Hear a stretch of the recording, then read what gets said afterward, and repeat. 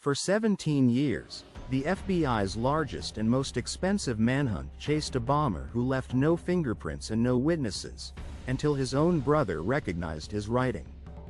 This singular detail, a familial recognition of prose, brought down a phantom who had terrorized the nation.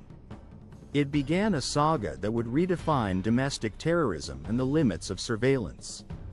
The Unabomber remained an elusive, chilling shadow moving through the American landscape.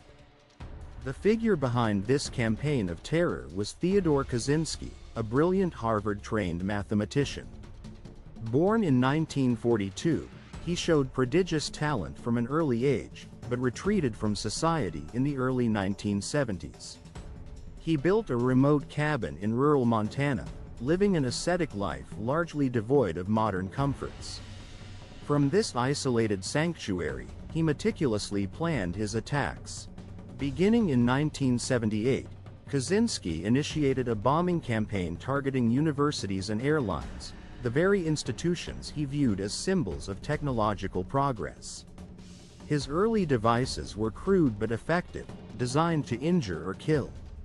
The FBI quickly dubbed their unknown suspect, Unabomber, a portmanteau of university and airline bomber, marking the start of a legendary investigation.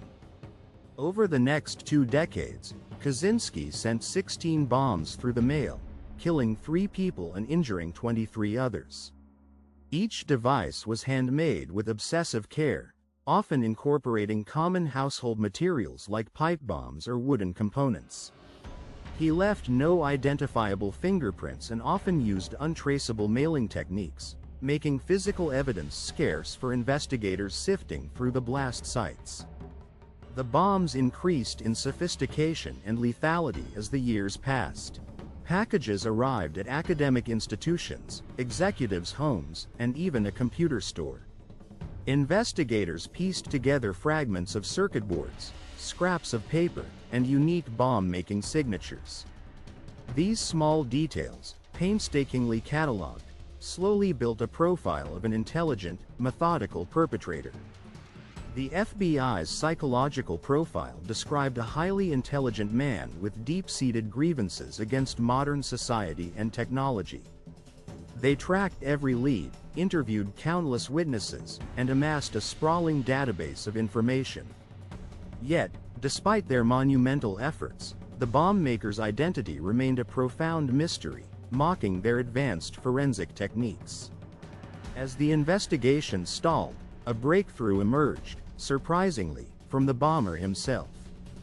He sent letters demanding the publication of his lengthy manuscript, Industrial Society and Its Future, in a major newspaper or he would continue his attacks.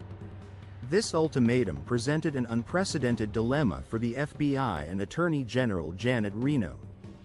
They faced the agonizing choice: appease a terrorist or risk more lives, ultimately opting for publication in the hopes of a lead.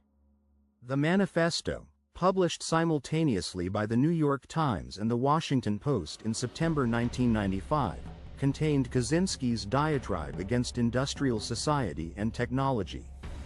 Thousands read it, but it was David Kaczynski, Ted's brother, who recognized the distinct phrases and peculiar arguments.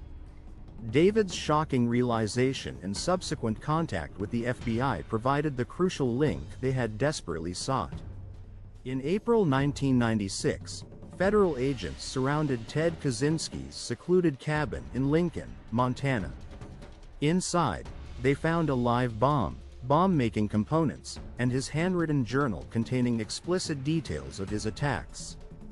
The rustic dwelling, devoid of electricity or running water, provided a stark visual testament to his extreme rejection of modern life. His capture brought an end to America's longest and most expensive manhunt. Kaczynski died in prison, his body ravaged by cancer, but the questions linger. His isolated cabin in Montana, a stark symbol of his radical ideology, has become a macabre landmark in criminal history. The ethical quandary of his capture, and the disturbing prescience of some of his anti-technology arguments, continue to echo. We are left to ponder the thin line between prophetic critique and destructive madness, and what truly constitutes progress.